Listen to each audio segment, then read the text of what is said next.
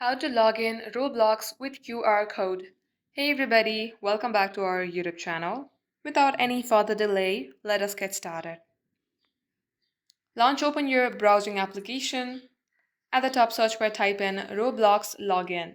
Once done, you will see login to Roblox from Roblox. Tap open that link and you will land onto a page like this. This is your login to Roblox box, and here tap on use another device at the bottom options. Then here you will see a QR code and also a option 2, which is a code. Now open up your Roblox application from another device and head over your camera to exactly this QR code.